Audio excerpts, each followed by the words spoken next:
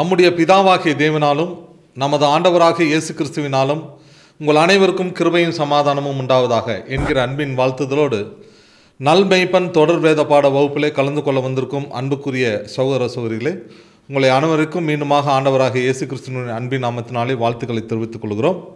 நாம் ஒவ்வொரு வாரமும் வேதத்தில் உள்ள அடிப்படை சத்தியங்களை நாம் தியானித்து வருகிறோம். இன்றைய நாளிலே அடுத்த பாடத்துக்குள்ளாக நாம் கடந்து வந்திருக்கிறோம். நாம் யாவரும் தலைகளை தாழ்த்தி ஜெபத்துக்குள்ளாக நாம் கடந்து வருவோம். மகா உன்னதங்களில் வாசமாக இருக்கிற எங்கள் அன்பின் பரலோக பிதாவே, உமக்கே எல்லா துதி ஸ்தோத்திரங்களையும் இந்த மாலை பொழுதிலே ஏறெடுக்கிறோம் தந்தையே. கடந்த காலங்கள் முழுவதும் நீர் எங்கள் ஒவ்வொருவரையும் கண்ணின் மணி போல் காத்து எங்களுடைய வாழ்நாளில் ஒரு நாளை எங்களுக்கு சேர்த்து கொடுத்து, இதோ இந்த நாளிலும் மாலை பொழுதிலே நாங்கள் யாவரும் ஒன்று கூடி உம்முடைய வேதத்தில் உள்ள அதிசயங்களை நாங்கள் கேட்கும்படியாக தேவரீர் எங்களுக்கு கிருபை பாராட்டி நம் மகாபெரிய தயவுக்காக நன்றி செலுத்துகிறோம். இதோ நீங்கள் ஒவ்வொரு வாரமும் எங்களுக்கு கேட்கக்கூடிய பாடங்களை எங்களுடைய வாழ்க்கையில் ஆசீர்வாதமாக்கி தாரும். விசேஷமாக இந்த நாளிலும் எங்களுடைய அன்பு சகோதரன் வாயிலாக நீ தர இருக்கக்கூடியதான விலையேறப்பெற்ற பாடத்திற்காக நன்றி செலுத்துகிறோம். எங்கள் சிந்தனைகளை நாங்கள் யாவற்றையும் ஒருமுகப்படுத்தி உம்முடைய சத்தியத்திலே நாங்கள் தியானித்திருக்க தேவரீர் தாமே எங்களுக்கு கிருபை பாராட்டும். இதோ இந்த கூடுகையிலே கலந்து கொள்ள வந்திருக்கும் எங்களுடைய அன்பு சகோதர சகோதரிகள் ஒவ்வொரு பேருக்காக நேரத்தில் வருகிறோம். ஒவ்வொருவருடைய சிந்தனைகளை ஒருமுகப்படுத்த வேண்டுமா உம்மிடத்தில் மன்றாடுகிறோம். உம்முடைய பரிசுத்தாவின் வழிநடத்தலே அதிகமாக எங்களுக்கு தந்து இந்த சத்தியத்திலே நாங்கள் தொடர்ந்து நீடித்திருக்க எங்களுக்கு கிருபை பாராட்ட வேண்டும் என்று எங்கள் அன்பின் இரட்சகராக இயேசு கிறிஸ்து மூலமாக இந்த மன்றாட்டுக்களை நாங்கள் பணிவோடு இருக்கிறோம். எங்கள் பரிசுத்தமுள்ள நல்ல பிதாவே, ஆமேன். அன்புக்குரிய சகோதர சகோதரிகளே, தேவனுடைய நாமத்திற்கு மகிமையாகவும் நம்முடைய ஆவிக்குரிய ஜீவியத்துக்கு பிரயோஜனமாகவும் இந்த நாளிலே நம்முடைய மூத்த சகோதரர் இந்த நாளுக்குரிய தேவனுடைய வார்த்தைகளை நம்முடைய பகிர்ந்து கொள்வார்கள். கிறிஸ்து இயேசுவுக்குள் அன்பாய் அழைக்கப்பட்ட அன்புக்குரிய சகோதர சகோதரிகளே, அனைவருக்கும் ஆண்டவராக இயேசு கிறிஸ்துடைய நாமத்தினாலே அன்பின் வாழ்த்துக்கள். நம்முடைய இந்த தொடர்ச்சியான வேத பாடத்தில் நாம் இன்றைய தினத்தில் ஆண்டவர் இயேசு கிறிஸ்துடைய அந்த 2ஆம் வருகைக்குரிய பாடங்களை நம்ம தொடர்ந்து பார்த்துட்டு வரோம். இந்த பாகத்தில் தான் ஆண்டவர் இயேசு கிறிஸ்து எந்த வருஷம் வந்தார் அப்படிங்கிற ஒரு விஷயத்தை குறித்து நம்ம சிந்திக்க போகிறோம். அதற்கு முன்னால் ஒரு முக்கியமான ஒரு வசனத்தை நம்ம கவனிக்கணும்.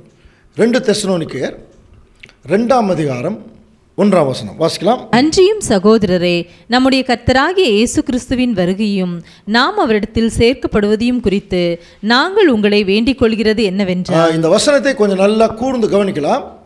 இது அந்தி கிறிஸ்து சப்ஜெக்ட்லேயே ஏற்கனவே இந்த வசனம் தான் முதல் இதை வாசிச்சுட்டு தான் நம்ம அடுத்த பாகத்துக்குள்ளேயே போனோம். ஞாபகம் இருக்குங்களா? அதாவது ஆண்டவர் இயேசு கிறிஸ்து அவர் முதல் வருகையில் வந்துட்டு போய் அவருடைய சீஷர்கள் ஊழியத்தை பண்ணிகிட்ருக்காங்க. அப்போது விசேஷமாக பவுலுடைய காலம் அப்படி வச்சுக்கலாம். அப்போது அவர் இருந்த காலத்திலேயே திடீர்னு இயேசு கிறிஸ்து வந்துட்டார் அப்படின்னு சொல்லி ஒரு பிரபகண்டா வந்ததுனாலே ஒரு ஏதோ தகவல் போயிடுச்சு. அப்போ ஜனங்களெல்லாம் கொஞ்சம் கன்ஃபியூஸ் ஆகிட்டாங்க. அந்த ஒரு குழப்பத்தை தீர்ப்பதற்காக அப்போஸ்தலனாகிய பவுல் இங்கே பேசுகிறார். அன்றியும் சகோதரரே, நம்முடைய கர்த்தராகிய இயேசு கிறிஸ்துவின் வருகையும் நாம் அவரிடத்திலே சேர்க்கப்படுவதையும் குறித்து நான் ஒரு விஷயம் சொல்கிறேன். ஞாபகம் இருக்குங்களா? அப்போது இயேசு கிறிஸ்து வந்துட்டா அவருடைய சபை அவரோட சேர்ந்துவிடும், அவருடைய பிள்ளைகள் அவரோட சேர்ந்துருவாங்க, அல்லது நாம் அவரிடத்திலே சேர்க்கப்படுவது. அப்போ அது இந்த விஷயம் கிளியர். அவர் வந்துட்டார்னா அவருடைய பிள்ளைகள் அவரோட சேர்ந்துருவாங்க. சரிங்களா? அப்படி இருக்கிற ஒரு சூழ்நிலையில் இப்போது இந்த குழப்பம் ஆயிடுச்சு. வந்துட்டாருன்னு சொன்னதுனால அதுக்கு தான் ஒரு பெரிய விளக்கம் கொடுத்தார். ஞாபகம் இருக்குங்களா? கர்த்தராகிய இயேசு கிறிஸ்துடைய அந்த நாள் பற்றி சொல்லும் பொழுது, அவர் வந்துட்டார்னு சொன்னால் நீங்கள் உடனே யாரும், அல்லது அவருடைய நாள் வந்துருச்சுன்னு சொன்னால் நீங்கள் குழம்ப வேண்டாம். அவர் வரணும் அல்லது அவருடைய நாள் இந்த பூமியில் வரணும்னா விசுவாச துரோகம் முந்தி நேரிட்டு கேட்டின மகனாகிய பாவ மனுஷன் வெளிப்பட்டாலுடைய அந்த நாள் வராது. அவன் எதிர்த்து நிற்கிறவனாயும் தேவன் எனப்படுவது எதுவோ ஆராதிக்கப்படுவது எதுவோ அவன் எல்லாவற்றுக்கும் மேலாம் உயர்த்திட்டு இருப்பான். அப்படி இருக்கும்போது கர்த்தர் தமது வாயின் சுவாசத்தினாலும் வருகையின் பிரசனத்தினாலும் அவனை நாசம் பண்ணுவார். இந்த வசனம் அப்படியே தொடர்ச்சியாக வரும். அப்போது ஆண்டவர் இயேசு கிறிஸ்துடைய 2ஆம் வருகை வந்துட்டு அவருடைய பிள்ளைகள் கூட்டி சேர்க்கப்படக்கூடிய காலம் அது எப்போன்னு சொல்லி பார்க்கும்போது, ஏற்கனவே அந்தி கிறிஸ்து போப்பு மார்க்கம் அவன் எதிர்த்து நிற்கிறவனாயும் படித்தோம் இல்லையா? அந்த போப்பு மார்க்கம் இப்போ வீழ்ச்சி அடைஞ்சிருச்சு. அப்போது வீழ்ச்சி அடையும் போதே பின்னாடியே கிறிஸ்து வந்துடுவார்னு சொல்லப்பட்டிருக்கு அந்த வசனம். அவர் தம்முடைய வருகையின் பிரசனத்தினாலும் வாயின் சுவாசத்தினாலும் நாசம் பண்ணுவார். இதுக்கு பின்னாடி ஒரு 5-6 வசனங்கள் நீங்கள் அப்படியே படித்து பாருங்கள். அப்போது போப்பு மார்க்கத்தினுடைய காரியங்கள், அதாவது அழிந்தது இல்லை, விழுந்தது வந்தாச்சு. இப்போ போப்பு மார்க்கம் பெயர் சபைகள் எல்லாம் விழுந்துருச்சு அப்படின்னா இயேசு கிறிஸ்து பின்னாடியே வந்திருக்க வேணும் இல்லையா? அப்போ எப்போ வந்தார்? அதுக்கு முன்னாடி நம்ம அத்திமரம் துளிர் விடுறது எல்லாத்தையும் பார்த்துட்டோம். ஆனால் இப்போ இது என்ன பார்க்கல அப்படின்னா, வந்திருக்கும் போது இந்த என்ன நடந்தது? போன சப்ஜெக்ட் கூட பார்த்தோம் இல்லையா, அந்த ராத்திரியிலே. அப்போ வந்தது மிட் நைட்டுங்கிறதும் நமக்கு தெரியும். அப்போ அந்த மிட் நைட்டுங்கிறது எந்த காலங்கிறதையும் கண்டுபிடிக்கிறதுக்கு நம்ம பார்த்தோம். அப்போது இவைகளெல்லாம் நம்ம கன்சால்டேட் பண்ணும்போது ஆண்டவர் இயேசு கிறிஸ்து வந்து என்ன பண்ணிகிட்ருக்கிறாருங்கிறத கொஞ்சம் சிந்திச்சோம்னா அவர் வந்திருக்கக்கூடிய காலத்தையும் கண்டுபிடிக்கலாம். ஸோ அன்புக்குரிய சகோதர சகோதரர்களே, அதற்கு ஆதாரமாக தானியேல் 12ஆம் அதிகாரம் 1ஆம் வசனம் வாசிக்கலாம். உன் ஜனத்தின் புத்திரருக்காக நிற்கிற பெரிய அதிபதியாகிய மிகாயேல் அக்காலத்திலே எழும்புவார். பாருங்க, நம்ம ஏற்கனவே இந்த பேக்ரவுண்டு தெரியும் இல்லையா? இஸ்ரேல் ஜனங்கள் பாபிலோனுக்கு சிறைப்பட்டு போயிட்டாங்க. ஒரு கவர்மெண்ட்டாக இருந்தவங்களெல்லாம் இப்போ என்ன ஆயிடுச்சுன்னா சிதறடிக்கப்பட்டு போன மாதிரி ஆயிடுச்சு. அப்போது தானியேலுக்கு ஒரு ஆதங்கம், இந்த இஸ்ரேல் ஜனங்களுடைய சாப்டர் முடிஞ்சுதா? இந்த ஜனங்களை இனி வந்து மீட் பண்ணுறதுக்கு வாய்ப்பு இல்லையா? இவர்கள் மறுபடியும் கொண்டு போய் அந்த தேசத்தில் ஒரு ராஜா வைக்க மாட்டாரா? தேவன் ஒரு ராஜாவை அனுப்ப மாட்டாரா? அந்த மாதிரி இல்லைங்களா? அப்படி அவருடைய கேள்விகள் அவருடைய மனசில் வரும்போது அங்கே தேவன் வந்து பதில் கொடுக்குறார். பாருங்க, உன் ஜனத்தின் புத்திரருக்காக. உன் அப்படிங்கிறது தானியேல். அப்போ தானியேல் பார்த்து உன் ஜனத்தின் புத்திரர் அப்படின்னா இஸ்ரேல் ஜனங்கள். உன் ஜனத்தின் புத்திரருக்காகவே நிற்கிற ஒரு பெரிய அதிபதியாகிய மிகாயேல் அக்காலத்திலே எழும்புவான். புரியுதுங்களா? ஒரு மிகாயேல் எழும்பு வரப்போறாராம். அவர் யார் தெரியுமா? பெரிய அதிபதி. எதுக்காக வர்றாருன்னா உன் ஜனத்தின் புத்திரருக்காகவே வர்றார். அடுத்தது, அவர் ஒருவேளை இந்த பூமியில் வந்துட்டார்னா யாதொரு ஜாதியாரும் தோன்றின முதல் அக்காலம் மட்டும் உண்டாயிராத ஆபத்து காலம் வரும். அப்போது மிகாயேல் இந்த பூமியில் எழும்பும்போது இந்த பூமிக்கு ஒரு ஆபத்து வந்துடும். மிகாயேல் யாருன்னு தெரியும் இல்லையா? நம்முடைய ஆண்டவர் இயேசு கிறிஸ்துவுக்கு தான் மிகாயேல் என்று பெயர்னா புரியும். மிகாயேல்னா தேவனை போன்றவர். அப்போ இயேசு கிறிஸ்து எப்படி பழைய ஏற்பாட்டு காலத்தில் பிரதான தூதராக இருந்து பராக்கிரமம் செய்தாரோ அதே மாதிரி 2ஆம் வருகையில் அவர் வரும்போது பராக்கிரம ராஜாவாக அதிபதியாக அவர் வரார். வந்துட்டார்னா இந்த பூமி 2ஆம் உலகம் தெரியும் இல்லையா? இது சாத்தானுடைய உலகம். இந்த உலகத்துக்கு ஒரு ஆபத்து வந்தாச்சு. இப்போ கவனிக்கலாம். ஆபத்து காலம் வரும். அக்காலத்திலே, எப்போ? அவர் வந்திருக்கிற காலத்திலே புஸ்தகத்தில் எழுதியிருக்கிறதாக காணப்படுகிற உன் ஜனங்கள் அனைவரும் விடுவிக்கப்படுவார்கள். அப்போ மிகாயேல் ஆண்டவர் இயேசு கிறிஸ்து வந்துட்டார்னா உன் ஜனங்கள், ஏற்கனவே படிச்சிருக்கிறோம், புஸ்தகத்தில் எழுதியிருக்கிறவர்களாக காணப்படுகிற உன் ஜனங்கள். அப்போது புஸ்தகம்ங்கிறது பழைய ஏற்பாட்டு காலம். பழைய ஏற்பாட்டு காலத்தில் இஸ்ரேல் ஜனங்களை பற்றி தான் இருக்கு. உன் ஜனங்கள் எல்லா ஜாதியிலிருந்தும் அவர் விடுவிக்கப்படுவார்கள். இதுதாங்க இன்றைக்கி நடந்திருக்கு. உலகமெங்கும் இருக்கக்கூடிய இஸ்ரேல் ஜனங்கள் சொந்த நாட்டுக்கு வந்து சேர்ந்தாச்சு. இன்னும் கொஞ்சம் பேர் இருக்கலாம் வெளியே. அப்போ உன் ஜனங்கள் விடுவிக்கப்படுவார்கள். அன்புக்குரிய சகோதரர்களே, இந்த தீர்க்க தரிசனம் ஏற்கனவே நடந்தாச்சுங்க. ஏற்கனவே படித்தோம் இல்லையா? நான் திரும்பி வந்து விழுந்து போன தாவீதின் கூடாரத்தை எடுப்பித்து கட்டுவேன். இந்த வசனமெல்லாம் ஏற்கனவே படிச்சிட்டோம். அப்போ மிகாயேல் ராஜா இந்த பூமியில் எழும்புவார். அப்படி எழும்பும்போது இங்கே என்ன சொல்கிறாருன்னா, யாதொரு ஜாதியாரும் தோன்றினது முதல் ஒரு உண்டாயிராத ஒரு ஆபத்து காலம். இதே வசனத்தை அப்படியே மத்தேயு 24ஆம் அதிகாரத்தில் கவனிச்சு பாருங்க. அப்படியே டிட்டோவாக இருக்கும் அந்த வசனம். ஏன்னா மத்தேயு 24ஆம் அதிகாரமும் இயேசு கிறிஸ்துடைய 2ஆம் வருகையை பார்க்கக்கூடிய அடையாளங்களை கொண்ட ஒரு அதிகாரம் இல்லையா? அதில் தான் கேட்டான், உங்களுடைய வருகைக்கும் உலகத்தின் முடிவுக்கு அடையாளம் என்ன? அப்போ பாருங்கள், அதே மாதிரி ஆண்டவர் இயேசு கிறிஸ்து வந்திருக்கக்கூடிய அடையாளத்தில் அங்கேயும் சொல்லப்பட்டிருக்கு. மத்தேயு 24ஆம் அதிகாரம் 21ஆம் வசனம். ஏனெனில் உலகம் உண்டானது முதல் இதுவரைக்கும் சம்பவித்திராததும் இனிமேலும் சம்பவியாததுமான மிகுந்த உபத்திரவம் அப்பொழுது உண்டாயிருக்கும். அதே வசனம் தான் இங்கேயும் போட்டிருக்காங்க. அப்போ இந்த பூமிக்கு ஒரு மகா பெரிய உபத்திரவ காலம் வரும். ஸோ அந்த டைமில் பாருங்கள், புஸ்தகத்தில் எழுதியிருக்கிறவர்களாக காணப்படுகிற உன் ஜனங்கள், இஸ்ரேல் ஜனங்கள் எல்லாம் விடுவிக்கப்படுவார்கள். இது தானியேலுக்கு ஒரு பெரிய ஆச்சரியத்தை ஏற்படுத்துது. அப்படியா? ஒரு ராஜா வருவாரா? அவர் பேர் மிகாயேலா?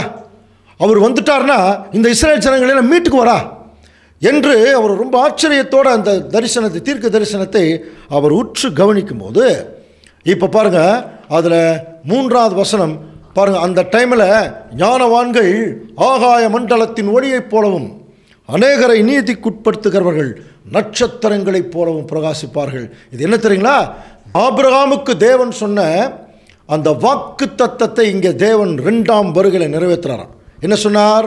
ஆபிரகாமுக்கு, உன் சந்ததியை வானத்து நட்சத்திரம் போலவும் கடற்கரை மணலை போலவும். அப்போ மிகாயேல் வந்துட்டார்னால முதல்ல யார் தெரியுங்களா இந்த பூமியில் வெளியே வருவாங்கன்னா, வானத்து நட்சத்திரங்களாக அழைக்கப்பட்ட தேவனுடைய பிள்ளைகள். அவங்க தாங்க 1,44,000 பேர். அவங்கள ஃபஸ்ட்டு வெளியெடுக்கிறார். சரியா? ஆனால் இது தானியேலுக்கு கட்டாயமாக புரியாது. யார் இந்த ஞானவான்கள் தெரியாது. ஆனால் பார்க்குறார், ஞானவான்கள் ஆகாய மண்டலத்தின் ஒளியை போல் இருப்பாங்க, அநேகரை அவங்க தான் நீதிக்குட்படுத்துவார்களாம். இதையெல்லாம் பார்த்துட்டு மிகுந்த ஆவலோட இதெல்லாம் எப்போ என்ன அப்படிங்கிற மாதிரி அவர் திங்க் பண்ணும்போது, இப்போ தானியேலுக்கு அங்கே தேவன் சொல்கிறார் பாருங்க, தானியேலாகிய நீயோ வென்றால், இதை சொல்லிட்டு முடிவு காலம் மட்டும் நீ இப்போ நான் சொல்கிற வார்த்தைகளை எழுதி பாருங்கள், இந்த வார்த்தைகளை புதைபொருளாக வைத்து வைத்து இந்த புஸ்தகத்தை முத்திரை போடு. என்ன சொல்கிறார்? இந்த புஸ்தகத்தை நான் சொல்கிறதெல்லாம் எழுதி சீல் பண்ணி வச்சிரு, முத்திரை போடு. சீல் பண்ணிட்டா ஒரு ரைட் டைம் வர வரைக்கும் அதை சீல் அப்படியே இருக்கும் இல்லையா? அந்த மாதிரி இதை சீல் பண்ணி வை. அப்புறம் பாருங்கள், அநேகர் அங்குமிங்கு மோடி ஆராய்வார்கள், அறிவு பெருகி போகும். இதுதான் பெரிய தீர்க்க தரிசனம். அப்போது இது எப்படி படிக்கணும்? ஆண்டவர் இயேசு கிறிஸ்துவுடைய 2ஆம் வருகை, மிகாயேல் ராஜா எழும்பி வரும் பொழுது இஸ்ரேல் ஜனங்களும் விடுவிக்கப்படுவார்கள். அவருடைய திருச்சபை அவர் கூட்டி சேர்க்கிறார். அது மட்டும் இல்லை, இவைகளெல்லாம் ஒரு பிரம்மாண்டமான விஷயமா இந்த பூமியில் நடக்க போகுது. ஆனால் இப்போ நடக்காது, அது அந்த காலத்தில் நடக்கும். அப்போ எந்த காலத்தில் நடக்குதோ அந்த காலத்தில் இருக்கிற ஜனங்கள் அதை புரிந்து கொள்றதுக்காக நீ என்ன பண்ணு, இந்த புஸ்தகத்தை எழுதி சீல் பண்ணி வச்சிரு. ஒரு அறிவு பெருத்த காலம் ஒன்று வரும். அப்போ அநேகர் அங்குமிங்கு மோடி ஆராய்வார்கள். அந்த காலத்துக்குரிய பிள்ளைகள் அது என்னன்னு ஆராய்ஞ்சு தெரிஞ்சுக்குவாங்க. அந்த டைமில் அறிவு என்ன இருக்குமா? பெருகி போயிருக்கும். அப்போது நீ இப்போ என்ன பண்ணு, இப்போ நீ இதை சீல் பண்ணுன்னு சொல்லிட்டாங்க. அன்புக்குரிய சகோதர சகோதரர்களே, நம்ம ஏற்கனவே ஒரு சப்ஜெக்டில் படிச்சிருக்கோம். அறிவு பெருத்த காலம் எப்போ தொடங்குச்சுன்னா 1800 வருஷங்களுக்கு பிறகு தான். ஒரு 200-150 ஆண்டுகளுக்கு முன்னாடி கவுன்ஸ் பார்த்தீங்கன்னா இங்கே பூமியில் எல்லா வருஷங்களையும் குதிரை வண்டி, மாட்டு வண்டி தான். எந்த கண்டுபிடிப்பும் இல்லை. புரியுதுங்களா? சக்கரம் கண்டுபிடிச்சாங்க, பட் இருந்தால் கூட அதனுடைய பயன்பாடு டெக்னிக்கல் லெவலில் எதுவுமே இல்லை. ஒரு 100 ஆண்டு வரைக்கும் பாருங்கள், குதிரை வண்டியில் தான் வந்தாங்க, மாட்டு வண்டியில் தான் வந்தாங்க. ஆனால் இன்றைக்கி அறிவு பெருத்து, அதாவது வெடித்து சிதற மாதிரி அங்கே பெருகிடுச்சு. இப்போ நம்முடைய காலத்திலேயே கவனிச்சு பார்த்தீங்கன்னா பாருங்கள், இந்த ரேடியோ விலையில் நீங்கள் பார்த்துருக்கீங்களா? இதெல்லாம் அந்த காலத்தில் இந்த ரேடியோவெல்லாம் வச்சுருந்தா அவங்க பெரிய பணக்காரன்னு சொல்லுவாங்க. அதே மாதிரி இன்றைக்கி பெரிய எல்இடி, எல்சிடி டிவி எல்லாம் வந்துருச்சு. இந்த மாதிரி டிவியெல்லாம் ஒருத்தர் வச்சுருந்தாங்கன்னா பெரிய பணக்காரர். அது மட்டும் இல்லை, டெலிஃபோன், ஒருத்தர் வீட்டில் டெலிஃபோன் இருந்தால் அவங்க பணக்கார். அப்படியெல்லாம் இருந்தது. இன்றைக்கெல்லாம் இது அவுட் ஆஃப் ஃபோக்கஸில், அவுட் ஆஃப் ஃபேஷன் ஆயிடுச்சு இல்லையா? இன்றைக்கி பார்த்தீங்கன்னா எது எடுத்தாலுமே பார்த்தீங்கன்னா ஒரு பிரமாண்டமான கண்டுபிடிப்புகள் தான். புரியுதுங்களா? அப்போது புதிய புதிய கண்டுபிடிப்புகளெல்லாம் இந்த பூமியில் கண்டுபிடிச்சாச்சு. ட்ரோன் கண்டுபிடிச்சிட்டாங்க, பெரிய பெரிய ரடார் கருவிகள், போக்குவரத்து சாதனங்கள், புரியுதுங்களா? மல்டி ஆக்சல் வண்டிகள் இல்லையா? அதே மாதிரி நம்ம கையிலேயே உபயோகிக்கக்கூடிய வாட்ச் முதல் கொண்டு எல்லாத்துலேயுமே இன்றைக்கி கம்ப்யூட்டர் அங்கே வந்தாச்சு. பாருங்கள், இது ஒரு BMW கார் சொல்கிறாங்க. இதில் நம்ம எந்த ஊருக்கு போகிறோமோ அதை டைப் பண்ணி ஸ்டார்ட்னு கொடுத்துட்டு கால் மேலே கால் போட்டு உட்காந்துட்டு பேப்பர் படிக்கலாமா. அந்த கார் பாட்டுக்கு போகுதான். புரியுதுங்களா? டிராஃபிக்கில் ரெட் சிக்னல் வந்தால் நிற்கும், பச்சை சிக்னல் வந்தால் போகும். திடீர்னு நாய் குறுக்கால் வந்துச்சுன்னா ஹாரன் அடிச்சுட்டு நிற்குமா. அந்த அளவுக்கு சென்சார் சிஸ்டம் இன்றைக்கி இவ்வளோ கண்டுபிடிச்சிருக்காங்க. அப்போது அதே சமயத்தில் இன்றைக்கி ப்ரைவேட் ஜெட்ஸுன்னு எல்லாம் சொல்கிறாங்க பாருங்கள். தனியார் விமானங்கள் எல்லாமே எல்லா வசதிகளோடு கூடிய விமானங்கள் எல்லாம் வந்தாச்சு. ஸோ ஒரு சில ஆதாரங்கள் மட்டும் இப்போ நம்ம பார்க்கலாம் பாருங்கள். ஆக்சுவலாக இந்த அறிவு பெருக்கம் எங்கேருந்து ஆரம்பிச்சிருக்கு, ரொம்ப ஆச்சரியங்க. கவனிக்கிறீங்களா? 1874 வருஷத்தில் தான் பல்பையை கண்டுபிடிச்சாங்களாம். பல்ப், இன்வென்ஷன் ஆஃப் பல்பு, வெளிச்சம். அதுக்கு முன்னாடி நெருப்பு தான். திங்க் பண்ணி பாருங்கள். 1874 தான் பல்பு கண்டுபிடிச்சாங்க. 1876 telephone, gas engine, 1877 phonograph, 1884 motor car. பாருங்கள், இதெல்லாம் 1874க்கு பிறகு தான். 1887 செல்லுலாய்டு ஃபிலிமு, 1888 கோடக் கேமரா. பாருங்கள், 1889 ஃபஸ்ட்டு ஸ்கை கிராப்பர் இன் USA, பல மாடி கட்டடங்கள், வானுயர கட்டடம் சொல்கிறோம் இல்லையா அது. 1890 டேட்டா ப்ராசஸிங் கார்ட்ஸு, 1893 சினிமாட்டோகிராஃபி, அந்த ஒரு கேமரா எல்லாம் கண்டுபிடிச்சாங்க, moving picture camera. 1894 steam turbine ship. 1895 wireless radio. பாருங்கள், இப்போல்லாம் ஒன்றுமே இல்லாத ஒயர்லெஸ்ங்கிறதுலாம் அந்த காலத்துலேயே பாருங்கள். 1896 ரேடியோ ஆக்டிவிட்டி. 1900 குவாண்டம் தியரி கண்டுபிடிச்சாங்க. அதே சமயத்தில் 1902 ஃபஸ்ட்டு கிராமஃபோன் ரெக்கார்ட், பாட்டெல்லாம் முதல்ல கேட்போம் இல்லையா, அந்த கிராமஃபோன் ரெக்கார்ட். அதே மாதிரி 1920 ரேடியோ ப்ராட்காஸ்டிங். ரேடியோ எங்கேயோ இருந்து திடீர்னு ஒரு பெட்டிக்குள்ளே பாட்டெல்லாம் கேட்டுது. நம்ம சின்ன வயசில் ஏதோ ஒரு பெட்டிக்குள்ளே எப்படி பாட்டு கேட்குது அப்படிங்கிற மாதிரிலாம் திங்கிங் இருந்தது. ஆனால் பாருங்கள், அது அப்போவே வானத்தில் இருக்கக்கூடிய வாயுக்களை தன்னுடைய கட்டுப்பாட்டுக்குள்ளே கொண்டு வரான் மனுஷன். திங்க் பண்ணி பாருங்கள். அதே மாதிரி 1895 ஒயர்லெஸ் ரேடியோ. அப்புறம் 1926 டெலிவிஷன் முதல் அதை கண்டுபிடிச்சாங்க. 1927 talking pictures, moving pictures. 1928 penicillin, அந்த மாதிரி இன்ஜெக்ஷன் எல்லாம் படிக்கிறோம். அப்புறம் கவனிச்சு பாருங்க, 1938 நைலான். 1939 கால்குலேட்டர். பாருங்கள், நம்ம பயன்படுத்துகிறோம் இல்லையா கால்குலேட்டர். 1942 நியூக்ளியர் ரியாக்டர், அணு உலை எல்லாம் படிக்கிறோம் இல்லையா, அதை கண்டுபிடிச்சாங்க. 1944 டிஜிட்டல் கம்ப்யூட்டர் இன்றைக்கி நம்ம வச்சுருக்கிறோம் இல்லையா, அப்போவே வந்தாச்சுங்க டிஜிட்டல் கம்ப்யூட்டர். 1945 மைக்ரோவேவ் ஓவன், நம்ம அந்த அடுப்புகளெல்லாம் இருக்குது, அதுலேயே நிறைய டெக்னாலஜி கொண்டு வந்துட்டான். 1946 எலக்ட்ரானிக் டிஜிட்டல் கம்ப்யூட்டர். அடுத்தது 1948 டிரான்சிஸ்டர். 1953 போலியோ வேக்சின், அந்த தடுப்பு மருந்து கண்டுபிடிச்சாங்க. 1953 டிஎன்ஏ, இன்றைக்கி பயங்கரமான விஷயம் இந்த டிஎன்ஏ வச்சு கண்டுபிடிக்கலாம், அதை கண்டுபிடிச்சாங்களாம். 1957 ஸ்பேஸ் சேட்டலைட், செயற்கைக்கோள். கவனிச்சு பாருங்க, இன்னும் நிறைய இருக்குது. இதுக்கப்புறம் நீங்களே ஃபில் இன் த பிளாங்க்ஸ் போட்டுக்கலாம். எக்கச்சக்கமான கண்டுபிடிப்புகள் கண்டுபிடிச்சாங்க. ஸோ இதை மிக சுருக்கமாக தானியேலுக்கு என்ன சொல்கிறாருன்னா, மிகாயேல் எழும்பி இந்த பூமியில் வந்திருக்கும்போது இந்த பூமியில் அறிவு பெருத்திருக்கும், அறிவு பெருத்த காலம். எக்ஸாக்டாக நம்ம இருக்கக்கூடிய காலம் பாருங்கள், அறிவுடைய உச்சக்கட்டத்தில். என்ன அர்த்தம் பாருங்கள், எங்கேயோ 45,000-50,000 கிலோமீட்டர் தூரத்தில் இருக்கிற ஒரு சேட்டலைட்டில் ஒரு கதவை திறந்துருச்சான். அதை இங்கே இருந்துட்டு மனுஷன் சாத்துறான் பாருங்கள். அப்படின்னா என்ன நடக்குது நம்முடைய சுற்றியில்? நம்மை சுற்றிலும் நம்முடைய கண்ணுக்கு தெரியாத நிறைய வாயுக்கள் இருக்குதுங்க. அந்த வாயுக்களுக்கெல்லாம் பயங்கரமான பவர் இருக்கா, கவனிக்கிறீங்களா? கண்ணுக்கு தெரியாத வாயுக்கள், அந்த வாயுக்கள் கோடிக்கணக்கில் இருக்கு. அப்போ அந்த வாயுக்களுக்கு தனித்தனி அலை நீளங்கள் இருக்குதான், புரியுதுங்களா? ஃப்ரீக்வன்சின்னு சொல்கிறோம் இல்லையா, அந்த அலை நீளங்கள் இருக்குது.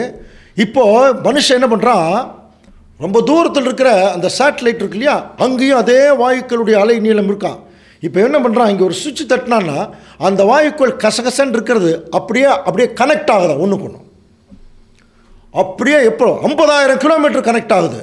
கரெக்டாக அந்த பவர் போய் அங்கே அடிச்சோடனே அந்த கதவு சாத்து தான்.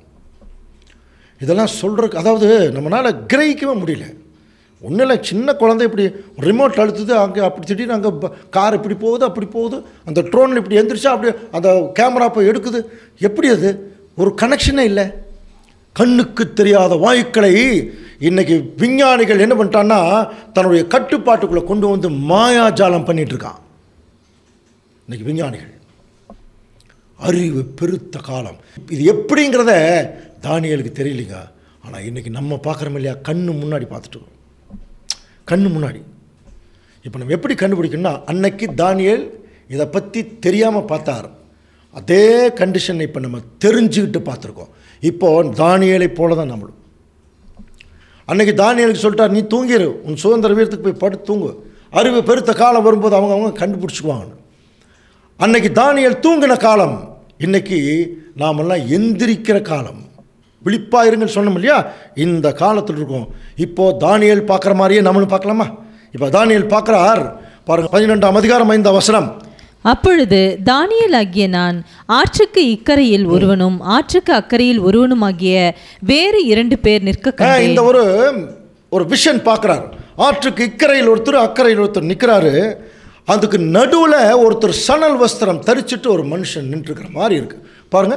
சணல் வஸ்திரம் தரித்தவரும் ஆற்றின் தண்ணீர்கள் மேல் நிற்கிறமாகிய புருஷனை ஒருவன் நோக்கி 2 பேர் நிற்கிறாங்க. நடுவில், ஆற்றுக்கு நடுவில் சணல் வஸ்திரம் தரித்து ஒருத்தர் நிற்கிறார். சணல் வஸ்திரங்கிறது பிரதான ஆசாரியெல்லாம் போடுற மாதிரி ஒரு வஸ்திரம், அப்படி வச்சுக்கலாம். அதுக்கு நடுவில் ஒருத்தர் நிற்கிறார். அவர்கிட்ட ஒருத்தர் கேட்குறார். என்ன கேட்குறார்? இந்த ஆச்சரியமானவைகளின் முடிவுகள் வர எவ்வளவு நாள் செல்லும் அப்படின்னு கேட்குறார். மறுபடியும் கவனிக்கலாம். இப்போ தானியேல் 12ஆம் அதிகாரம் 6ஆம் வசனத்தில் கொஞ்சம் கவனிங்க. அந்த சணல் வஸ்திரம் தரித்தவரும் ஆற்றின் தண்ணீர்கள் மேல் நிற்கிறவமாகி அந்த புருஷன் அவரை பார்த்து ஒருத்தர் கேட்குறார், இந்த ஆச்சரியமானவைகளின் முடிவுகள் வர எவ்வளவு நாள் செல்லும் அப்படின்னு கேட்கும்போது பாருங்கள், அதுக்கு பதில் சொன்னதான் ரொம்ப முக்கியம். அப்பொழுது சணல் வஸ்திரம் தரித்தவரும் ஆற்றின் தண்ணீர்கள் மேல் நிற்கிறவருமாகிய புருஷன் பாருங்கள், தம்முடைய வலது கரத்தையும் தம்முடைய இடது கரத்தையும் வானத்துக்கு நேராக ஏறெடுத்து, ஒரு காலமும் காலங்களும் அரைக்காலமும் செல்லும் என்றும், நல்லா புரிஞ்சுக்கலாம், ஒரு காலமும் காலங்களும் அரைக்காலமும் செல்லும் என்றும், பரிசுத்த ஜனங்களின் வல்லமையை சிதறடித்தல் முடிவு பெறும் போதே இவைகளெல்லாம் நிறைவேறி தீரும் என்று சொல்கிறார். புரியுதுங்களா? இப்போ 2 விஷயம். தானியேல் என்ன கேட்குறார்? இவ்வளவு ஆச்சரியமானவைகளின் முடிவில் வர எவ்வளோ நாள் ஆகுங்கிற போது அதுக்கு அவர் சொல்கிறார், ஒரு காலமும் காலங்களும் அரைக்காலமும். ஞாபகம் இருக்குதா? ஒரு காலமும் காலங்களும் அரைக்காலமும் ஞாபகம் இருக்குங்களா? 2 சப்ஜெக்ட் முன்னாடி பார்த்தோம் இல்லையா? அந்தி கிறிஸ்து சப்ஜெக்டில் கூட பார்த்தோம். அந்த ஒரு காலமும் காலமும் அரைக்காலமும், அந்தி கிறிஸ்து ஆட்சி பண்ண வருடங்கள். புரியுதுங்களா? அந்த ஒரு காலமும் காலங்களும் அரைக்காலமும் அது முடியணுமா? அது முடிஞ்சதுன்னா இந்த ஆச்சரியமானவைகளின் காரியம் வந்துடும். அப்புறம் இன்னொரு விஷயம் அதில் தெளிவாக சொல்கிறார், பரிசுத்த ஜனங்களின் வல்லமை சிதறடித்தல் முடிவு பெறும்போதே. அப்போது அந்த ஒரு காலமும் காலங்களும் அரைக்காலம் இருக்கு இல்லையா, அது என்ன? நமக்கு ஏற்கனவே படித்தோம். தானியேல் தீர்க்க தரிசனத்தில் போப்பு மார்க்கம் இந்த பூமியை ஆட்சி பண்ணுறதை பற்றி சொல்லும்போது, அந்த போப்பு மார்க்கம் என்ன பண்ணுவாங்கன்னா, உன்னதமான விரோதமான வார்த்தைகளை பேசி உன்னதமானவருடைய பரிசுத்தவான்களை ஒடுக்கி காலங்களையும் பிரமாணங்களையும் மாற்ற நினைப்பான். படிச்சிருக்கோம் இல்லையா? அந்தி கிறிஸ்து, போப்பு மார்க்கம் எல்லாத்தையும் மாற்றிடுவாங்க. அவர்கள் உண்மையான திருச்சபையின் பிள்ளைகள் ஒரு காலமும் காலங்களும் அரைக்காலமும் செல்லு மட்டும் அவர்கள் கையில் ஒப்புவிக்கப்படுவார். படிச்சோம் இல்லையா? அப்போ ஒரு காலங்கிறது 1 வருஷம், காலங்களுங்கிறது 2 வருஷம், அரைக்காலங்கிறது 6 மாதம். நம்ம ஏற்கனவே படித்தது தான். 3.5 வருஷம். 3.5 வருஷத்துக்கு 1260 நாள் நம்ம ஏற்கனவே படிச்சிருக்கிறோம். பைபிளில் நாட்கணக்காக கொடுத்திருந்தால் அதை எப்படி எடுக்கணும்? வருஷத்துக்கு நம்ம கன்வெர்ட் பண்ணோம். நாட்கணக்களை வருஷக்கணக்காக என்ன கட்டளையிட்டு நல்லா நம்ம படிச்சிருக்கோம். ஸோ அன்புக்குரிய சகோதர சகோதரி, அப்போ அந்த 1260 வருடங்கள் இதையத்தான் வெளிப்படுத்தல் 13ஆம் அதிகாரம் 5ஆம் வசனத்தில் அந்த போப்பு மார்க்கம் 42 மாதம் துன்பப்படுத்துவாங்க அப்படின்னு இருக்கும். புரியுதுன்னா? அப்போ 42 மாதம்ங்கிறது ஒன்று தான். அதை இப்போ நல்லா புரிஞ்சுக்கலாம். 1260 வருஷங்கள் அப்படிங்கிற விஷயம் எங்கிருந்து ஆரம்பிச்சதுன்னா, கிபி 539 கிபி 1799 வரைக்கும், அதுதான் 1260 வருஷங்கள். அது என்ன ஞாபகம் இருக்குங்களா? ஞாபகம் இருக்கா?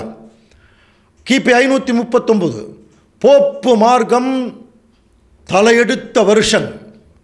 இன்னும் சொல்லப்போனால் கிபி 539 வருஷத்தில் ரோம பேரரசன் ஜஸ்டீனியன் அப்படிங்கிற ராஜாவுடைய காலத்தில் தான் போப்பை கொண்டு போய் என்ன பண்ணிட்டான்னா உலகளாவிய தலைவராக டிக்ளேர் பண்ணான். சீஃப் ரிலீஜியஸ் ரூலர், தலைமை மத ஆளுநராக நியமித்தாங்க. அன்னையிலிருந்து போப்பினுடைய அட்ராக்சிட்டின்னு சொல்கிறாங்க பாரு, அக்கிரமம் ஆரம்பிச்சது. அதனால தான் வெளிப்படுத்தின விஷயத்தில் சொல்லும்போது ஸ்திரீயானவள் வனாந்தரத்துக்கு ஓடிப்போனால் அங்கே 1260 நாள் அவளை போஷித்தாங்கன்னு சொல்லப்பட்டோம் இல்லையா? இப்போ நம்ம கவனிக்கலாம். இந்த 1260 நாள்ங்கிறது 1260 வருஷம். கிபி 539 இது ஸ்டார்ட் ஆகி 1799 முடிஞ்சுது. நமக்கே சரித்திரம் தெரியும். 1799 கவனிச்சு பார்த்தீங்கன்னா உலகளாவிய அதிகாரம் பெற்றிருந்தாங்களாம். அந்த போப்பு மார்க்கம் போப்பை அன்னைக்கு இருந்த அந்த பிரெஞ்சு தேசத்தில் கவனிச்சு பார்த்தீங்கன்னா மன்னன் நெப்போலியன், மாவீரன் நெப்போலியன் சொல்கிறோம் இல்லையா, அவர் போய் என்ன பண்ணார்னா போப்பை அரெஸ்ட் பண்ணார். அதிலிருந்து போப்பினுடைய சர்வாதிகாரம் ஒழிஞ்சுது. 1800 வருஷம் ஸ்டார்ட் ஆச்சு. போப்பினுடைய பைபிளெல்லாம் புதைச்சிட்டாங்க இல்லையா, பைபிளை கீழே போட்டு புதைச்சிட்டாங்களாம். அதுக்கப்புறம் 1800 வருஷங்களுக்கு அப்புறம் பைபிள் டிரான்ஸ்லேஷன்ஸ், வேதாகமத்தை மொழிபெயர்க்கிற வேலை பயங்கரமாக நடந்தது. அதில் முக்கியமாக ஜான் வைக்லிஃப் என்கிற ஒரு பெரியார் என்ன பண்ணார், அவர் ஆங்கிலத்தில் நம்முடைய பைபிளை மொழிபெயர்த்ததுனால எல்லாரும் பைபிள் படிக்கிற அளவுக்கு ஆயிடுச்சான். புரியுதுங்களா? அதுக்கப்புறம் தான் நமக்கு தெரியும் இல்லையா, பைபிள் படித்ததுக்கப்புறம் தான் அங்கே இயேசு கிறிஸ்து வருவாருங்கிற விஷயமெல்லாம் வெளியே வந்து. அப்போ அது வரைக்கும் இந்த பூமியில் என்ன நடந்திருக்குன்னா பரிசுத்தவான்களினுடைய வல்லமை சிதறடிக்கப்பட்டது. இதைத்தான் மறுபடியும் வாசிக்கலாம் பாருங்கள். அந்த தண்ணீர்கள் நினைக்கிறவர் சொல்கிறார், இந்த ஆச்சரியமானவைகளில் முடிவு எப்போ வரும்னு சொல்லும்போது, ஒரு காலமும் காலங்களும் அரைக்காலமும் செல்லும், பரிசுத்த ஜனங்களின் வல்லமை சிதறடித்தல் முடிவு பெறும்போது. அப்போ 1260 வருஷங்கள் பரிசுத்தவான்களுடைய வல்லமை சிதறடிக்கப்பட்டிருந்தது. 1260 வருஷம் முடியும் போது அந்த சிதறடித்தலுக்கு ஒரு முடிவு வந்தது. ஸோ அப்போ பரிசுத்த ஜனங்கள்ங்கிறவர் யாருமில்லை அன்புக்குரிய சகோதர சகோதரிகளே, உண்மையான திருச்சபையின் பிள்ளைகள். இதை சொல்கிறார் அந்த சானல் வஸ்திரம் தரிச்சவர் சொல்கிறார். இப்போ தானியேல் திருப்பி என்ன சொல்கிறார் பாருங்க, நான் அதை கேட்டும் அதன் பொருளை அறியவில்லை. அவருக்கு இன்னும் கிளியர் ஆகலை. ஏன் நேரடி என்று பார்க்கல பாருங்கள், அதனால் கிளியர் ஆகலை. அதனால் என்ன ஆண்டவனே இவைகளின் முடிவு என்னமாக இருக்கும், மறுபடியும் இன்னொரு தடவை கொஞ்சம் கிளியராக சொல்லுங்கள் அப்படிங்கிற போது இப்போ தானியேலுக்கு என்ன சொல்கிறா பாருங்கள், தானியேலே நீ போகலாம், இந்த வார்த்தைகளை முடிவு காலம் மட்டும் புதைபொருளாக வைக்கப்பட்டும் முத்திரிக்கப்பட்டு இருக்கும். அந்த டைமில் அநேகர் சுத்தமும் வெண்மையுமாக்கப்பட்டு புடமிடப்பட்டவர்களாய் விளங்குவாங்க. துன்மார்க்கமாக நடப்பாங்க. துன்மார்க்கல்ல ஒருத்தர் கூட இந்த விஷயத்தை உணர மாட்டாங்க. ஆனால் ஞானவான்கள் உணர்ந்து கொள்வார்கள். இன்றைக்கி அந்த ஞானவான்கள் யார் தெரியுங்களா? நாம தான். நமக்கு தேவன் இந்த அருமையான இதை புரிந்து கொள்வதற்குரிய வாய்ப்பை தேவன் கொடுத்துருக்காரு. அது தேவன் நமக்கு கொடுத்துருக்கிற கிருபை. தயவு செய்து கிருபையை அசட்டை செய்திடாதீங்க, நல்ல கவனிங்க அன்புக்குரிய சகோதர சகோதரி. அப்போது இவர் கேட்ட கேள்வி என்ன, இந்த ஆச்சரியமானவைகளின் முடிவு என்ன? ஆச்சரியமானவைகளின் முடிவு, மிகாயேல் எப்போ வருவார், இந்த காரியங்கள் எல்லாம் எப்போ நடக்கும், அதுதான் அவருடைய கேள்வி இல்லையா?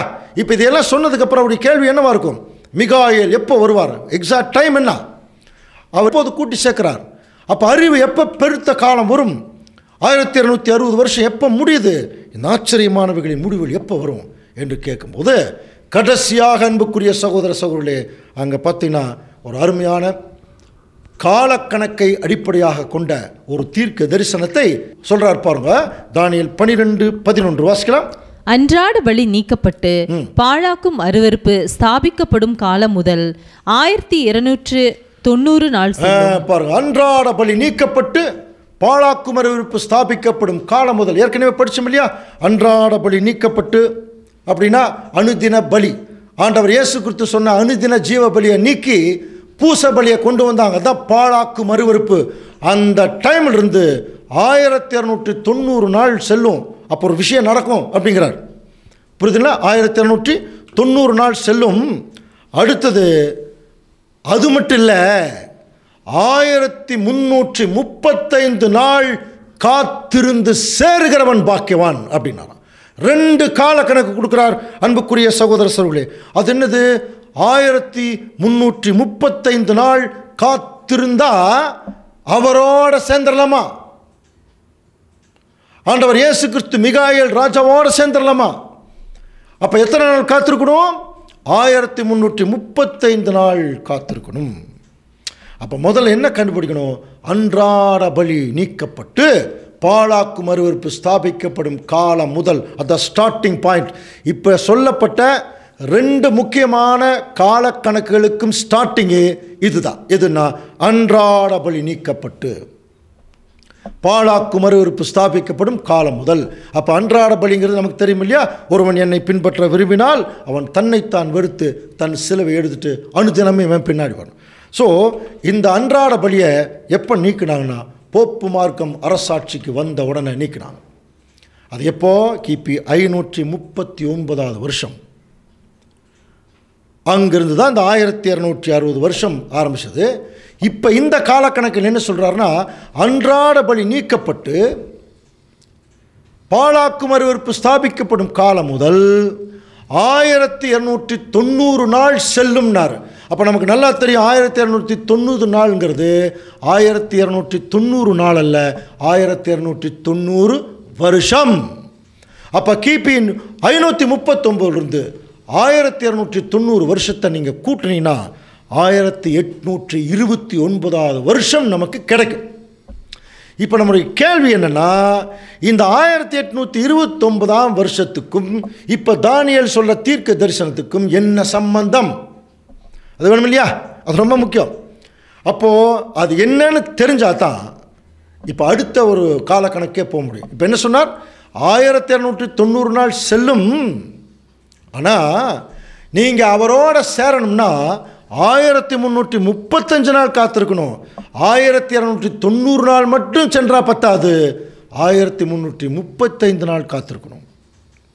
புரிஞ்சுங்களா? அப்போ 1829 வருஷத்தில் என்னன்னு கவனிச்சிங்கன்னா, நம்ம ஏற்கனவே படித்தோம், 1800 வருஷங்கள்லேயே பைபிள் டிரான்ஸ்லேஷன்ஸ் நிறைய வந்தாச்சு, சபைகள் வந்தாச்சு, போதகர்கள் வந்தாச்சு, ஆராய்ச்சி வந்தாச்சு. இப்படி எல்லாம் ஆராய்ஞ்சிட்டு இருக்கும்போது 1829 வருஷங்கள் இருந்து தான் வில்லியம் மில்லர், போன தடவை பார்த்தோம் இல்லையா, அவர் என்ன பண்ணார்? இயேசு கிறிஸ்து வரப்போறார் அப்படிங்கிற ஒரு சத்தியத்தை கண்டுபிடிச்சார். புரியுதா? இயேசு கிறிஸ்து வரப்போறார் அப்படின்னு கண்டுபிடிச்சார். அதிலிருந்து அவர் வந்து பார்த்தீங்கன்னா எல்லா நாடுகள்லையும் இவருடைய அந்த கண்டுபிடிப்பு பரவச்சான். பாருங்க என்ன பண்ணாங்க, எல்லா இடத்துலையும் இயேசு கிறிஸ்து வரப்போறார் வரப்போறார் வரப்போறார் சொல்லி அறிவிக்க ஆரம்பித்தாங்க. ஒரு 15 வருடங்கள் ஏறக்குறைய. அதுக்கப்புறம் நிறைய பேர் இதை கேட்டு இயேசு கிறிஸ்து வந்துட்டாருன்னா அவர் பின்னாடியே போயிடலாங்கிற கண்டிஷனுக்கு எல்லாருமே ஓரளவுக்கு வர்றாங்க. அப்படி வந்துட்டு தங்களுடைய வீடுகள் எல்லாத்தையும் விற்றுட்டு, புரியுதுன்னா, எல்லாவற்றையும் தங்களுடைய சொந்த பந்தத்தையெல்லாம் விற்றுட்டு என்ன பண்ணிட்டாங்க தெரியுங்களா? 1844 வருஷம் ஒரு கடற்கரையில் போய் நின்றுட்டாங்க, இயேசு கிறிஸ்து வருவார்னு சொல்லி. ஆனால் மணவாளன் வரவில்லை, தாமதமாயிடுச்சு. அவங்க எல்லாருமே தூங்கிட்டாங்க, அதாவது மற்ற வேலைக்கே போயிட்டாங்கன்னு சொல்லப்பட்டிருக்கு. அப்போ 1844 இயேசு கிறிஸ்து வருவார்னு எதிர்பார்த்தாங்க. ஆனால் மணவாளன் வரல. அதுக்கப்புறம் தான் வந்திருக்க வேணும்னு போன தடவை படித்தோம் இல்லையா? இதை தான் அந்த 10 கன்னிகள் ஊமையில் நம்ம பார்த்தோம். 10 கன்னிகள் ஊமை படிச்சிருக்க முடியா? அப்பொழுது பரலோக ராஜ்யம் மணவாளனுக்கு எதிர்கொண்டு போக தீவெட்டிகளை பிடித்து கொண்டு போன 10 கன்னிகளுக்கு ஒப்பாக இருக்குது. இப்போ ஏற்கனவே இயேசு கிறிஸ்து மணவாளன் வர்ற அந்த டைமு அந்த 10 கன்னிகள் தீவெட்டி வச்சுருக்காங்க.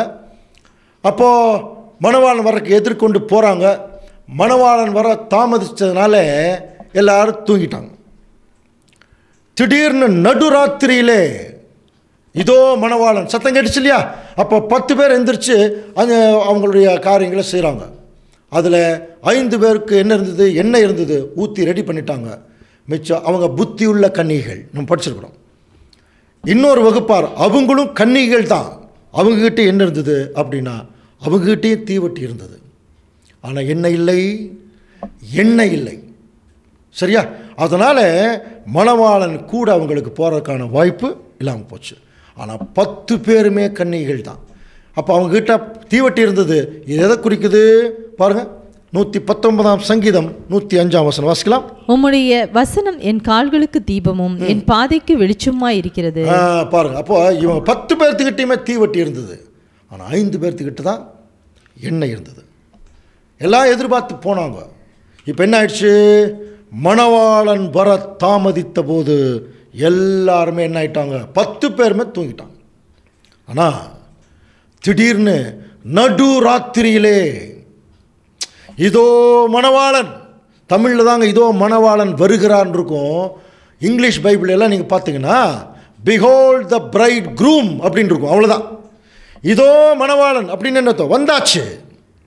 அப்போது ஆண்டவர் இயேசு கிறிஸ்து வந்த காலப்பகுதி என்னென்னா நடுராத்திரி. அப்படின்னு இவங்க போய் வருவார்னு எதிர்பார்த்த காலம் நடுராத்திரிக்கு முன்னால் ஒரு 11:30 மணி மாதிரி ஏற்கனவே படித்தோம் இல்லையா. அப்போது அது அவங்களுக்கு தெரியல மணவாளன் எப்போ வர்றார், அந்த எக்ஸாக்ட் டைம் தெரியல. அதனால் இவங்க என்ன ஆகிட்டாங்க, தூங்கிட்டாங்க. இப்படி தான் உலக சரித்திரத்தில் நடந்தது. அப்போ எப்போ ஆரம்பிச்சது பாருங்கள், தானியேல் 12:11 மணி பார்க்கலாம். அன்றாட பலி நீக்கப்பட்டு பாழாக்கு மறுவறுப்பு ஸ்தாபிக்கப்படும் காலம் முதல் 1290 நாள் செல்லும். அடுத்தது 1335 நாள் காத்திருந்து சேருகிறவன் பாக்கியவான். சரிங்களா? அப்படின்னா முதல்ல இந்த பாழாக்கு மறுவறுப்பு ஸ்தாபிக்கப்பட்ட காலம் எது? கிபி 539 வருஷத்தில் போப்பு மார்க்கம் தலையெடுத்த காலம், பெரிய உலகளாவிய அதிகாரத்துக்குள்ளே வந்த காலம் கிபி 539. இப்போ அதிலிருந்து நமக்கு ஒரு காலக்கணக்கு கொடுக்குறார். 1290 நாள் செல்லும். என்ன நடந்தது? 1290 வருஷங்களை கூட்டும்போது 1829 வருஷம். அது இயேசு கிறிஸ்து வருவார் என்று கண்டுபிடிச்ச வருஷம். அப்போ வருவார்னு கண்டுபிடிச்ச வருஷத்திலே வந்துடுவாரான இல்லை, அதுதான் அதனுடைய அர்த்தம். கண்டுபிடிச்ச வருஷத்துலேயே அவர் வரணுங்கிற அவசியம் இல்லை. அவர் வர்றதுக்கு தேவன் ஒரு டைம் ஃபிக்ஸ் பண்ணியிருக்கார். அது எந்த டைம்னா அதுதாங்க 1335 நாள் காத்திருந்து சேர்கிறவன். அப்படின்னா 1290 நாள் காத்திருந்தால் பத்தாது, 1335 நாள் காத்திருக்கணும். அப்போ அதே காலக்கணக்கை அடிப்படையாக கொண்ட தீர்க்க தரிசனத்தை நீங்கள் கவனிச்சு பாருங்கள். கிபி 539 போப்பு மார்க்கம் அரசாட்சி ஆரம்பித்ததுலேருந்து 1335 நீங்கள் கூட்டினீங்கன்னா 1874 வருஷங்கள் கிடைக்கும். புரியுதுங்களா? இந்த தீர்க்க தரிசனத்தின்படி அன்புக்குரிய சகோதர சகோதரிகளே, நம்முடைய ஆண்டவர் இயேசு கிறிஸ்து 2ஆம் வருகையில் பிரசன்னமான வருஷம் என்னன்னா 1874. என்ன ஆச்சரியம்னா இதே வருஷத்தில் தாங்க பல்பை கண்டுபிடிச்சா மனுஷன். ஏன்னா ஆண்டவரே உலகத்துக்கு ஒளியாக இருக்கார். ஆனால் இதே வருஷம் ஆண்டவருடைய பிரசன்னமான வருஷத்தில் தான் முதல் பல்பை கண்டுபிடிச்சிருக்கான் அந்த மனுஷன். கவனிச்சு பாருங்கள். அப்போது 1829 வருஷம் என்பது ஆண்டவர் இயேசு கிறிஸ்து வருவார்னு கண்டுபிடிக்கப்பட்ட ஒரு வருஷம், அந்த சத்தியம் கண்டுபிடிக்கப்பட்ட வருஷம். 1844 இயேசு கிறிஸ்து வருவார்னு போய் நின்னாங்க, தாமதமான வருஷம். அதான் 11:30 மணி மாதிரி. ஆனால் இயேசு கிறிஸ்து அப்போ வரல. அப்போ எப்போ வர்றாருன்னா நடு ராத்திரி. அந்த நடு ராத்திரி தாங்க 1874. புரியுதுன்னா 1874 தான் ஆண்டவர் இயேசு கிறிஸ்துடைய பிரசன்னமான வருஷம். ஸோ இது ஏதோ ஒரு தீர்க்க தரிசனத்துக்காக மட்டுமல்ல அன்புக்குரிய சகோதர சகோதரர்களே. இந்த வருஷம் இன்னும் நிறைய தீர்க்க தரிசனங்களில் ஒரே மாதிரி வரும். அதுதான் ரொம்ப ஆச்சரியமாக இருக்கும்.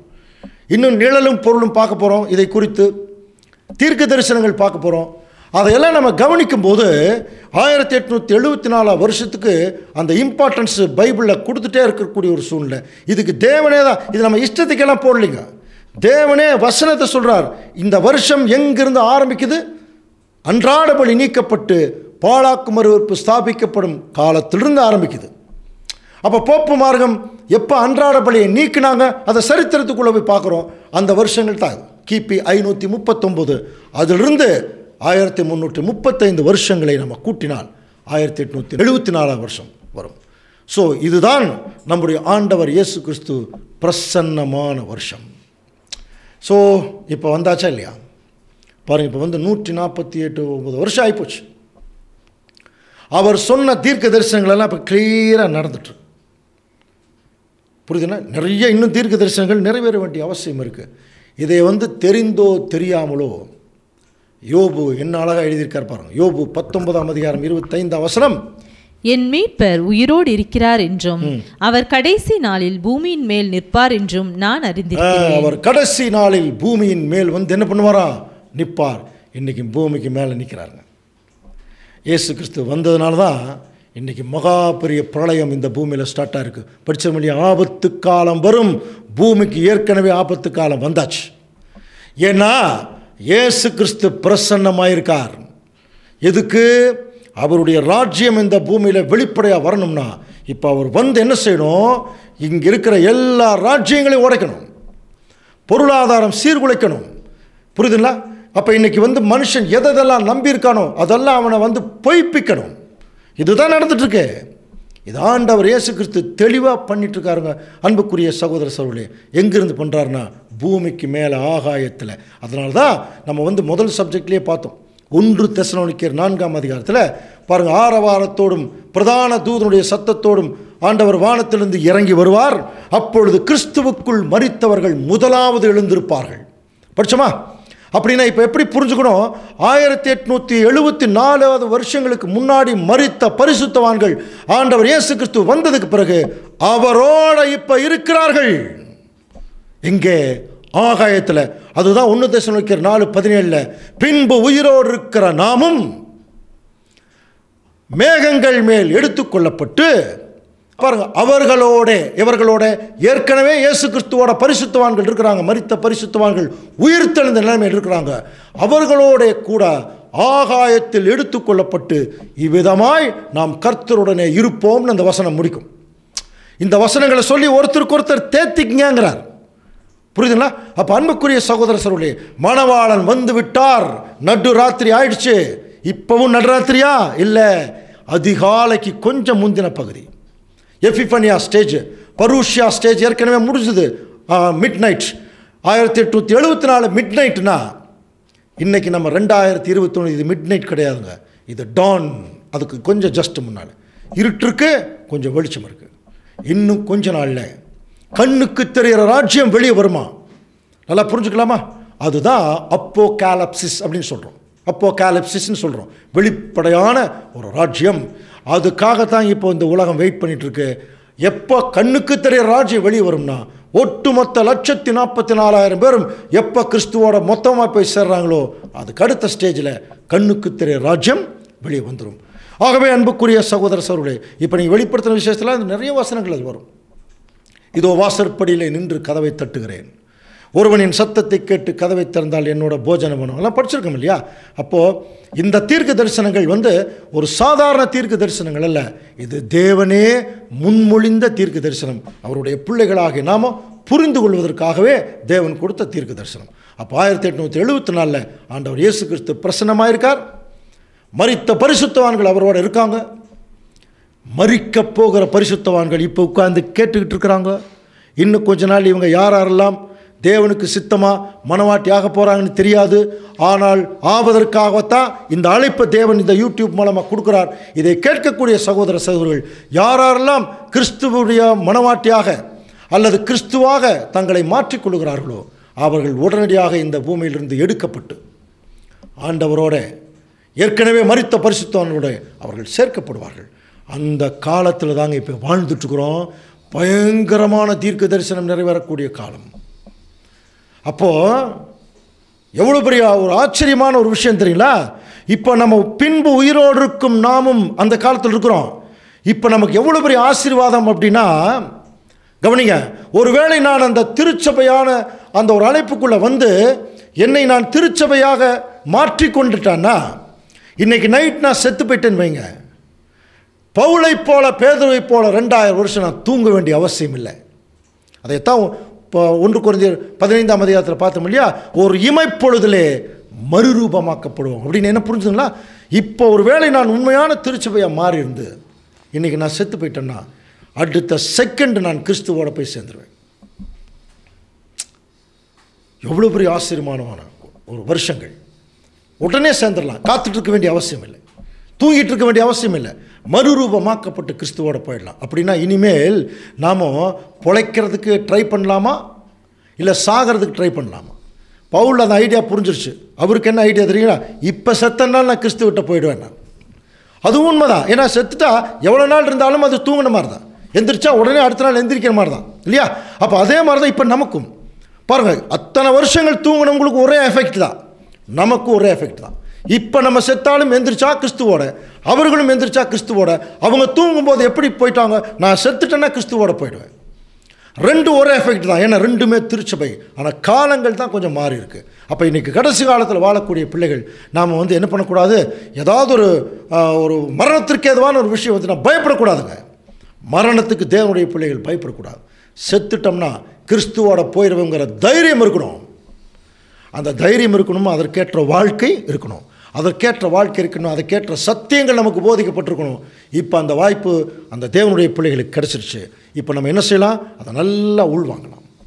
உள்வாங்கிட்டு நம்ம கிறிஸ்துவாக மாறும் பொழுது, கிறிஸ்துவுடைய சாயலுக்கு ஒப்பாக மாறும் பொழுது, ஒருவேளை நாம் இறந்துட்டா உடனே மேலே போயிடலாம். அதனால் ஹார்ட் அட்டாக் வந்துருமோன்னு பயந்துக்கிறாதீங்க. ஹார்ட் அட்டாக் வர்றது நன்மைக்கே. அதனால தான் நாங்கள் ஜோவியில் சொல்கிறது உண்டு. அப்போ இந்த மாதிரி இருக்கக்கூடிய உண்மையான சகோதரர்கள் ஏதோ உடம்பு சரியில்லைன்னு ஆஸ்பத்திரியில் போய் டாக்டர் எப்படியாவது காப்பாற்றிருங்கன்னு சொல்லாதீங்க. முடிஞ்சால் காப்பாற்றிட்டோம், இல்லையா தேவனிடத்தில் போயிடலாம், கிறிஸ்துவ இடத்துல போயிடலாம். ஆனால் இன்றைக்கி நிறைய பேருக்கு அந்த ஐடியா இல்லை. சும்மா வாயில் பரலோகம் போகலான்னு சொல்லிட்டு இருக்கிறாங்களா, ஆனால் அந்த ஐடியா இல்லை. ஒரு அம்மா ரோட்டில் போயிட்டு இருந்தான், கவனிக்கிறீங்களா? ஒரு அம்மா ரோட்டில் போயிட்டு இருந்தான். திடீர்னு ஒரு லாரி குறுக்கால வந்துருச்சு. டக்குனு ஜம்ப் பண்ணி தப்பிச்சிருச்சு.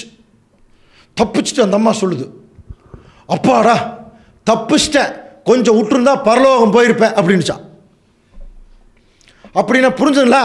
அப்போ இவங்களுக்கு பரலோகம் போகிற ஐடியாவெல்லாம் இல்லை. உண்மையாலுமே பரலோகம் போகிற ஐடியாவில் இருக்கிறவங்க எப்படி இருப்பாங்கன்னா, இந்த உலகத்தையும் அதன் ஆசை இச்சைகளையும் வெறுத்து, இல்லைங்களா, கிறிஸ்து எப்போ வந்தாலும் போகலாங்கிற கண்டிஷன் இருப்பாங்க. அந்த கண்டிஷனில் யாருமே இல்லை, ஒரு சிலரை தவிர. அந்த ஒரு சிலர் நீங்கள் தான், நாம் தான். நல்லா புரிஞ்சுக்கலாம். அந்த ஒரு சிலராக இருக்கிறவங்களுக்கு தான் தேவன் இவ்வளவு சத்தியங்களை நமக்கு சொல்லிட்டு வரார். ஆண்டவர் நம்மை பொன்னை போலவும் வெள்ளியைப் போலவும் புடமிட்டு கொண்டிருக்கிற காலத்தில் இருக்கிறோம். அப்படி இருக்கும் பட்சத்தில் இனி இந்த உலகத்துக்கு வரப்போகிற பிரச்சனைகள் இதை பற்றிலாம் எதை குறித்தும் கவலைப்படவே வேண்டியதில்லை. இப்படி கேட்ட உடனே இருந்தாலும் கொஞ்சம் கவலையாக இருக்கே பிரதர் அப்படின்னு நீங்கள் சொன்னீங்கன்னா, அந்த கவலையை வெளியெடுத்து போடுகிற மாதிரி ஒரு சத்தியம் அடுத்த பாகத்தில் வரப்போகுது. அந்த சப்ஜெக்டுக்கு பேர் 4ஆம் ஜாமம். இயேசு கிறிஸ்து வந்துட்டார். தன்னுடைய பிள்ளைகளை அவர் புடமிட்டு இருக்கும்போது அவங்களுக்கு ஏதாவது ஒரு ஆபத்து வந்ததுன்னா அதிலிருந்து அவர்களை காப்பாற்றுவாரா இல்லையா என்கிற ஒரு விஷயத்தை அடுத்த பாடத்தில் தொடர்ந்து சிந்திக்கலாம். தேவன் தாமே இந்த வசனங்களை நமக்கு ஆசீர்வாதமாக்கி தருவாராக. ஆமென். கிறிஸ்துவுக்குள் மிகவும் அன்பாக அழைக்கப்பட்ட அன்புக்குரிய சகோதர சகோதரிகளே, இந்த நாளிலும் சத்தியங்களை நமக்கு வெளிப்படுத்தின பிதாவாகிய தேவனுக்கு கிறிஸ்துவுக்குள்ளாக நன்றிகளை ஏறெடுத்துக்கொண்டு, கேட்ட சத்தியங்களின் அடிப்படையில் நம்முடைய வாழ்க்கையை சீர்படுத்தி வாழ்வதற்கு தேவன் தாமே நமக்கு பரிசுத்தாவின் வழிநடத்தலை அதிகமாய் தந்தருள்ளாக. நாம் யாவரும் கண்களை மூடி நிறைவு ஜெபத்துக்குள்ளாக நாம் கடந்து வருவோம். மகா இரக்கமும் நீடிய சாந்தமும் மிகுந்த கிருபையும் நிறைந்த எங்கள் அன்பின் பரலோக பிதாவே, உமக்கே எல்லா துதி ஸ்தோத்திரங்களையும் இந்த மாலை பொழுதில் ஏறெடுக்கிறோம் தந்தையே. இதோ இந்த நாளிலே நாங்கள் வெறுமையாய் செல்லாதபடி உம்முடைய தாசன் மூலமாக நீர் கொடுத்த இந்த விலையேறப்பெற்ற பாடத்திற்காக நாங்கள் நன்றி செலுத்துகிறோம் தந்தையே.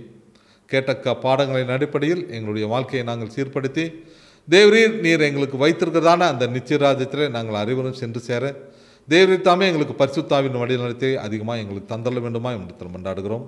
விசேஷமாக இதோ இந்த கூடுகையினுடைய நிறைவு பகுதியிலே நீர் எங்களை கடந்து வர கிருபை செய்திருக்கிறீர். மீண்டுமாக நாங்கள் ஒன்று கூடும் வரைக்கும் உம்முடைய கிருபை எங்களை தாங்கி வழி நடத்த வேண்டும் என்று ஆண்டவராகிய இயேசு கிறிஸ்துவின் மூலமாக இந்த மன்றாட்டுக்களை நாங்கள் பணிவோடு இருக்கிறோம். எங்கள் பரிசுத்தமுள்ள நல்ல பிதாவே, ஆமேன்.